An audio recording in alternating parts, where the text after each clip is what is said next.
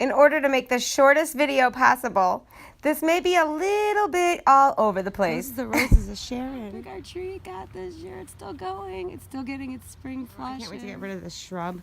My all-time dream would be to have a front porch. So I put some more columbine here. Now this is the north side of the north side of the house here on the walkway. Pansies I did from seed. Impatiens I did not. Look at this pansy. I've never had a pansy. I did this one from seed, and I've never had one bloom like this before, ever. And then these are coral bells, which I love, love, love, love, love. And the edging, I just used brick, and I put it in sideways. And then we have my gutter buddies, which I repainted, sprayed with polyurethane. So I'm hoping this pansy takes off now. I had a transplant. Grapevine. So this is going to be one of the grapevines going up the trellis to the walkway here, which I think will be pretty cool. It's our big tree. So the birds really love hanging out on these lower branches. This tree's about 9 years old, I want to say. The tree to grow too fast. You want the energy to go into the roots, but now the energy is getting, there's so many leaves that it's collecting so much energy. When I trim this thing off in the winter, next winter, it's just going to have the top part, and it's going to look so good. It's going to come up really big. That's the plan anyway. We'll see. One of my favorite perennial gardens right here. Salvias, which actually I've had since we first moved here 13 years ago. It was like the first thing I added. Then I added, God, this thing is just so beautiful the way it's just busting out that color. I think it's a dianthus, I want to say. It's a type of one. Anyway. It's a perennial, but it's not like a really hard perennial. It might not come back next year, you know. These Sylvias are pretty hard perennials. And then the red huskers, which are going to bloom white inside there, which I think is going to be really cool. In fact, look at, there's some blooms already coming up, and I just transplanted this thing. So I really like the color combination here now. We'll go around the front here, take a walk around the front of our house. Totally worth it. Things are starting to bloom and come in, and we live on a corner of a very busy intersection, so I always try to make it pretty. We get a lot of people that walk, run. Very active neighborhood, which I'm very happy to be a part of. I love it here. So just some annuals, and these were really cool. Chameleon plant, which I think is really neat. It's supposed to be a perennial, so hopefully it comes back. It's a new addition. It blooms these white flowers. The more sun it gets, the more cooler the colors are. Here underneath their tree, which thankfully is recovering from the apple scab problem that we had. Sprayed it multiple times, and it's holding its leaves now, so that's awesome. For a few years now, it's been losing its leaves after every bloom.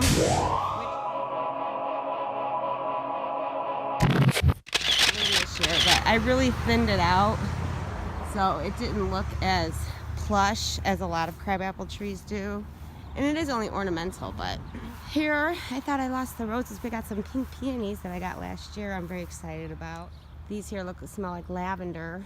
Beautiful shrub like plant. Actually prune it back when it first comes up so that it doesn't get too out of control. Pink peonies did not bloom though, but it's only their second year, so I don't know if they're buried too deep or not. The marigolds I planted from seed are so crazy. I've never seen marigolds get this big. Larkspur, which are very tiny. They'll come back next year. A lot of what I did this year is going to be for next year. Butterfly milkweed there in the center of the pink peonies. Habaneros on either side. Some lilies. And then the tulips, which are pretty much done. I'll be cutting those back soon. Daylilies are looking so full and crazy. I can't believe they've filled in the spot so well. Another annual that I love, love, love. There. So we're gonna get a good storm tonight. I wanted to get some video footage. These are gonna be Canterbury bells, which I did from seed, and they'll come back next year. Also from seed. I've spent about $50. This is a blue and white geranium that's going to come back every year that I got from a neighbor who's downsizing. Summer savory. Look at the beautiful little flowers on it. Isn't it cool? Very good for the pollinators. There's some purple basil just getting crazy. Getting crazy with it. I put kale out in the front yard because I think it looks cool. There's some onions. Chives, rather, that are flowering. The cherry tree, the Lapin's cherry tree, is amazing. Its growth is like... 'very vigorous.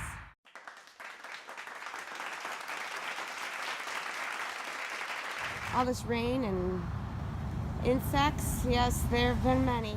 Neem oil spray is about the only thing I've had to use. So I got the kale, and we're gonna have daisies. In between the kale is daisies, and the German chamomile is in the back there. So it's overseeded. I don't know how well it's gonna do because of that, so we'll see. One of my favorite things I did from seed is this rose.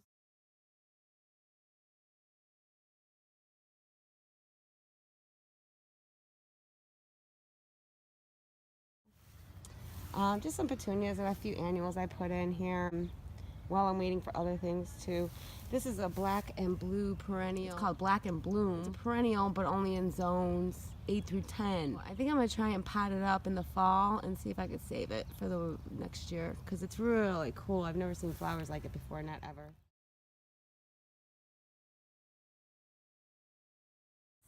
These are some pink dahlias that I picked up. Those are going to take some time to grow and bloom, but when they do, they are going to be awesome. This is called a teddy bear dwarf sunflower, which is going to be really cool. This one's not getting as much sun, and this one was getting attacked. I treated it with neem oil. I put in some phlox. I have no idea what colors they're going to be, but there are actually blooms, which I'm really surprised about because I didn't expect any until next year. So that's kind of cool. Best things in life we have to wait for sometimes, right? Tulips that I cut out were over here. Here's some that are from the front garden by the rocks, because I thought I had pictures of the other ones, but I don't. This is a red dogwood bush, which, I don't know, it's in transition. This is the north side of the house. We have utilities, we have a lot of dead. Underneath here is where the bush was taken over, and there's roots coming out, so I'm not sure what I'm going to do here yet. The tag backwards. It's been a long day, folks. So I did a bunch of coleus from seed, and it likes the shade. I'm hoping it's going to cover up our ugly water meter, or electric meter. Shade shrub. So it does get some morning light here. Still bee, which is going to bloom pink. It's gotten really big this year. We're excited about that. I did a bunch of columbine. I have no idea what colors they're going to be yet. They're all mixed columbine. So that'll be a nice surprise. But they definitely got big. I don't think they're going to flower this year, but we're going to have to wait for that. Lilies, and then I forgot what colors these were. Actually, I think they were bright orange. And then, of course, dill. For some reason, I had to put in the corner here. Oh, yes, look what's here. Look what's blooming right on the other side of the fence. How cool is that? We took out the big shrub that was here. I hate those shrubs. They're awful. Barbed wire. They're called the barberry bushes. And I'm sure it'll come back, and that's fine in small, doses of it. We cut it as close as we could down to the ground. Yeah, good morning. All right, so these guys I'm trying to train to go up the deck. The other barberry bush. Now, I cut this thing down to the ground, covered it up, and I'm going to trim it back big time this year. Got to get all that new growth off of there. But at least it looks a lot healthier now. Area where Olive likes to go in and make sure nothing's living under there. Gotta love her. Okay, so we have chocolate mint and the lemon balm. I have no idea what happened to my lemon balm. So it's still yummy, even though it's brown. I made some tea the other day with some of the stuff that was brown, and it's just as yummy. Black cherry tomatoes we're doing. And then we have pineapple mint in the back, and orange mint in the front, which I'm kind of excited about.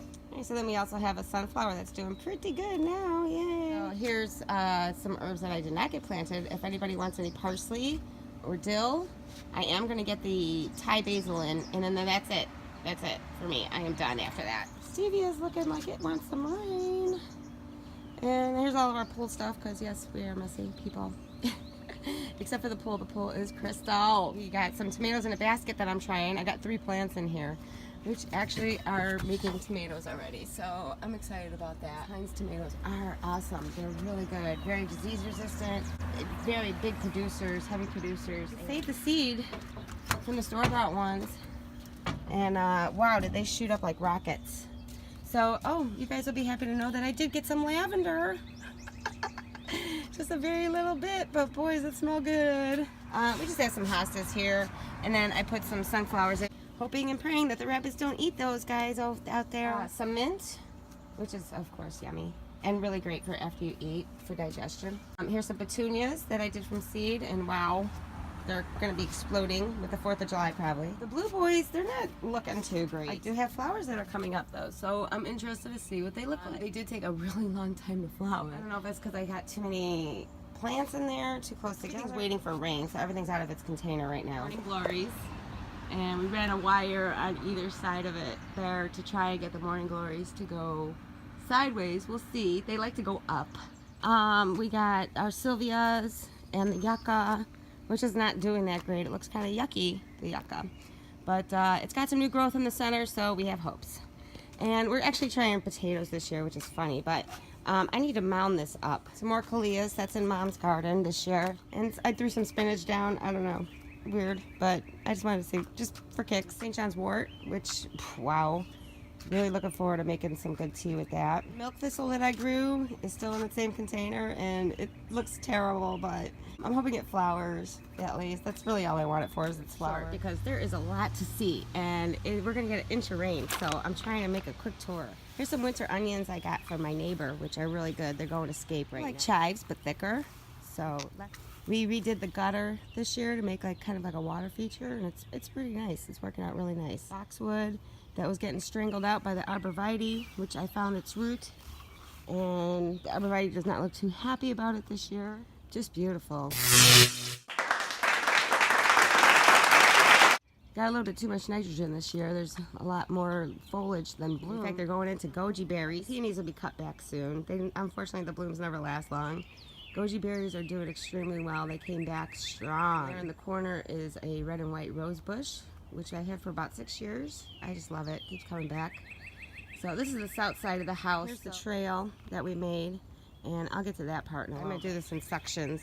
So here along the trail, I put in fall gold raspberries, and we are going to believe that they are alive because there are no leaves on it. It is alive. I know it's alive. It just cannot get any energy because it has no leaves. So I don't know what's going to happen. I heard that they will come back though. So I paid $5 for it. So we'll see. Okay, here's one of the veggie gardens now. We're going to be walking along. There's so much in here. There really is. Things are going to ripen though and be picked and taken out while other things fill in. The Heinz tomatoes.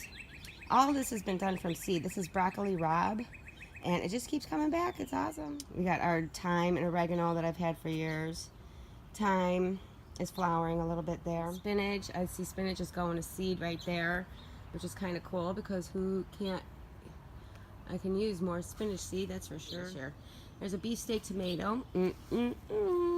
Hello, good morning, cucumber. I see you there. Ready to pick. I'm getting bit up here, so it's early morning. We're gonna get an inch of rain.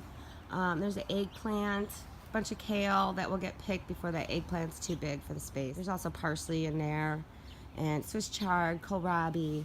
There's the asparagus. Look at that stuff. Is that crazy or what? Got some jalapeno peppers in there with a broccoli head that, yes, is way too close, but I'm hoping it fruits and we can pick it and get rid of it before the jalapenos are bothered by it.